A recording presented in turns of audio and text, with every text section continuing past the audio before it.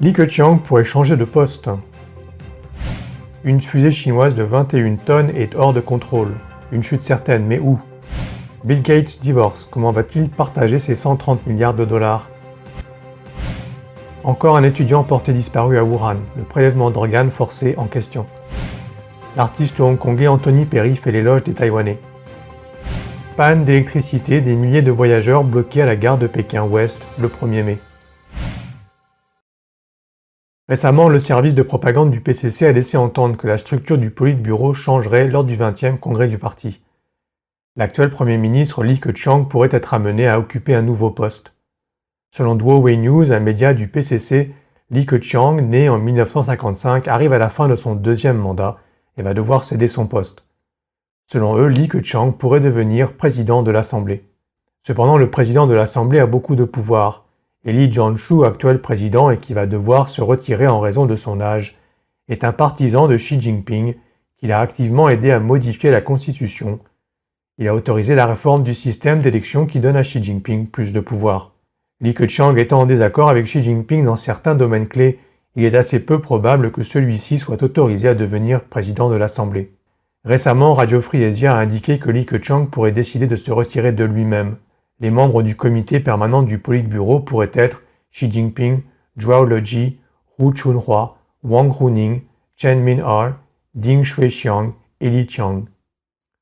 On pense également que Xi cherche à faire taire toute opposition avant le 20e congrès du PCC.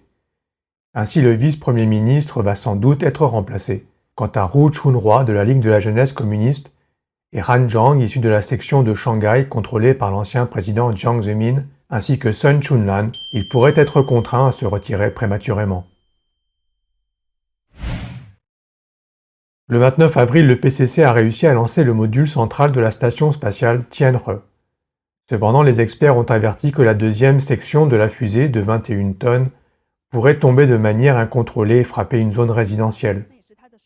Selon Space News et Andrew Jones, journaliste indépendant spécialiste du programme spatial chinois, la deuxième section de la fusée de 21 tonnes n'est pas tombée à l'endroit prévu et a tourné de manière incontrôlée autour de la Terre.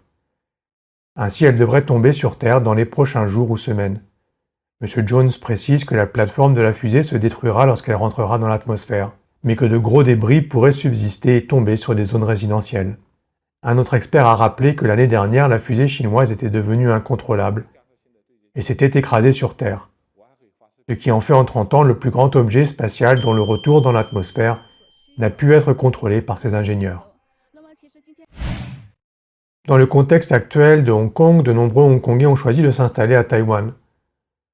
L'acteur hongkongais Anthony Perry et l'artiste Chap Manto ont tous deux réussi à obtenir un permis de travail à Taïwan.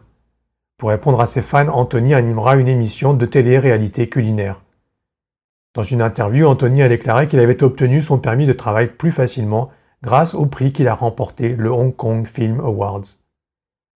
Il a plaisanté pour justifier le choix de s'installer à Taïwan. « Je parle mieux chinois qu'anglais, dit-il.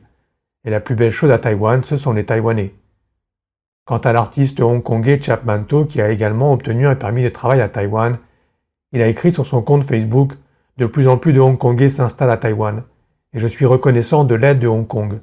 J'ai commencé à planifier les échanges culturels entre Taïwan et Hong Kong, pour créer une amitié mutuelle entre les deux pays. » En outre, le parolier hongkongais Lin Chi s'est officiellement installé à Taïwan. Selon les statistiques du département de l'immigration de Taïwan, un total de 18 813 résidents de Hong Kong se sont vus accorder un permis de séjour à Taïwan en 2020, soit 2 fois plus que l'année précédente.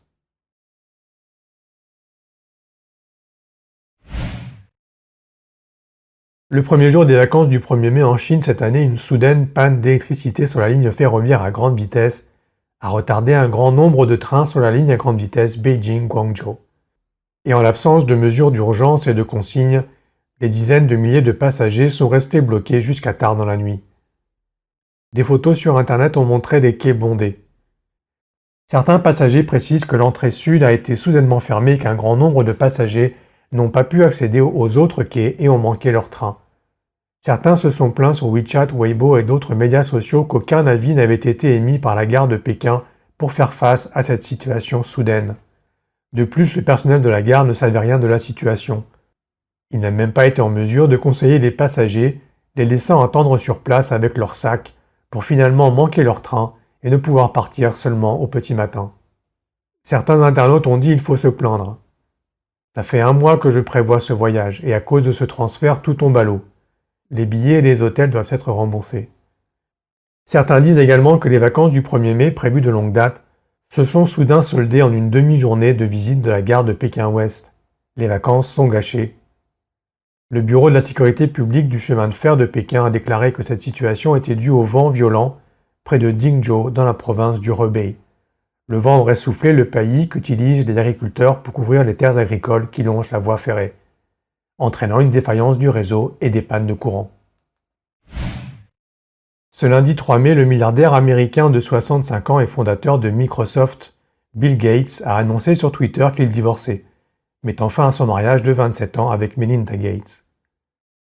Bill Gates a indiqué que Melinda et lui n'étaient plus en mesure de s'épanouir ensemble et avaient choisi de divorcer.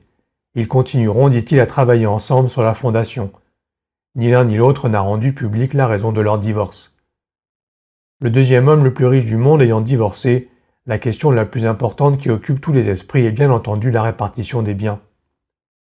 65 ans et 56 ans respectivement, Bill et Melinda Gates ont une fortune estimée à 130 milliards de dollars. La question se pose de savoir si Melinda Gates peut détrôner l'ancienne épouse du géant américain du commerce électronique Amazon, Jeff Bezos, et devenir la nouvelle femme la plus riche du monde. Jeff Bezos avait annoncé son divorce avec son épouse Scott en janvier 2019. Scott avait obtenu une participation de 4% dans Amazon, estimée à l'époque à 37 milliards de dollars. Au 26 août 2020, la fortune personnelle de Scott se chiffrait à 66 milliards de dollars, faisant d'elle la femme la plus riche du monde. Monica Mazzei, l'avocate qui s'occupe du divorce des Gates, a déclaré que la plus grande question concernant la fondation Gates et le Family Office portait sur le degré de collaboration future entre les deux entités. Gates et Melinda vivent dans l'État de Washington, sous le régime de la communauté de biens. La disparition mystérieuse d'étudiants à Wuhan dans le Hubei a été fréquemment signalée ces dernières années. Il y a quelques jours, un étudiant de l'université polytechnique de Wuhan, originaire du nord-est, Zhou Liangyu, a disparu dans la nuit du 28 avril. C'est un internaute qui a révélé l'histoire sur Internet le 1er mai. Le jour de l'examen médical de l'université le 28 avril 2021, à 21h, l'étudiant reçoit un appel téléphonique et annonce qu'il sort voir des amis. Mais le 29 au matin, son lit est vide. Ses camarades l'appellent, mais son téléphone est coupé. Les internautes s'interrogent sur le lien possible avec le prélèvement d'organes. En effet, le cas de Joe est similaire aux disparitions d'autres étudiants dans le passé.